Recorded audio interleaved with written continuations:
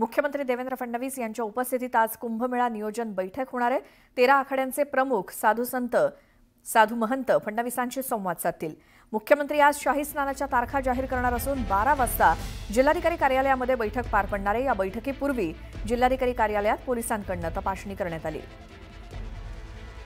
कुंभमेळ्याच्या पार्श्वभूमीवर आज मुख्यमंत्र्यांच्या उपस्थितीत एक नियोजन बैठक आयोजित करण्यात आली आहे। या बैठकीसंदर्भात माहिती घेऊयात। नाशिकमधून आमचे प्रतिनिधी लक्ष्मण घाटोळ आपल्या सोबत जोडले गेलेत। लक्ष्मण, आजच्या बैठकीविषयी काय माहिती? मुख्यमंत्री देवेंद्र फडणवीस यांच्या उपस्थितीमध्ये आज कुंभमेळ्याची बैठक होणार आहे। खरं तर गेल्या अनेक दिवसांपासून नाशिकमधल्या साधू महंतांची मागणी होती की मुख्यमंत्री यांनी स्वतः या कुंभमेळ्याच्या तारखा जाहीर कराव्या आणि त्यानंतरच नाशिक शहरात आणि त्र्यंबकेश्वरमध्ये होणाऱ्या सिंहस्थ कुंभमेळ्याच्या अनुषंगानं वेगवेगळ्या प्रकारच्या मागण्या या साधू महंतांच्या आहेत।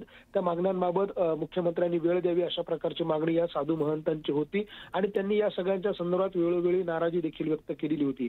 मात्र या सगळ्यावरती आता मुख्यमंत्री देवेंद्र फडणवीस यांच्या उपस्थितीमध्ये आज बैठक पार पडणार आहे। मुख्यमंत्री देवेंद्र फडणवीस नाशिकमध्ये दाखल झाल्यानंतर ते सुरुवातीलाच या जिल्हाधिकारी कार्यालयामध्ये आयोजित जिल्हा नियोजन भवनाच्या दालनामध्ये जी बैठक होणार आहे त्या बैठकीला उपस्थित राहणार आहे। त्या बैठकीला शैव वैष्णव अशा 13 आखाड्यांचे प्रमुख साधू महंत देखील उपस्थित राहणार आहे आणि याच बैठकीमध्ये सिंहस्थ कुंभमेळ्याच्या अर्थात 2026, 27 आणि 28 मध्ये जो सिंहस्थ कुंभमेळा महाराष्ट्रात होतोय, नाशिकमध्ये होतोय, त्या कुंभमेळ्याच्या शाही स्नानाच्या तारखा, ध्वजारोहणाच्या तारखा ज्या आहे त्या मुख्यमंत्र्यांच्या उपस्थितीमध्ये जाहीर केल्या जाणार असल्याची देखील माहिती आहे आणि त्या देखील जाहीर होणार आहे।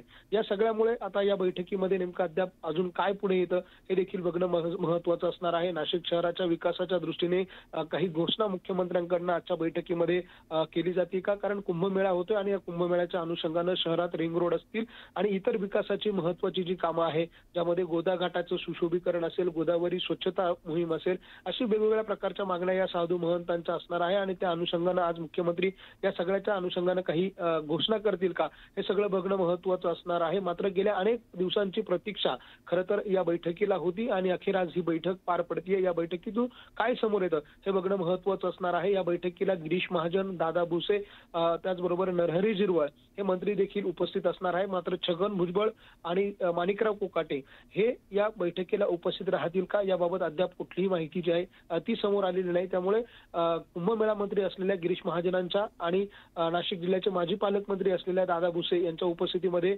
हे मंत्री देखील या बैठकीला उपस्थित राहणार आहेत।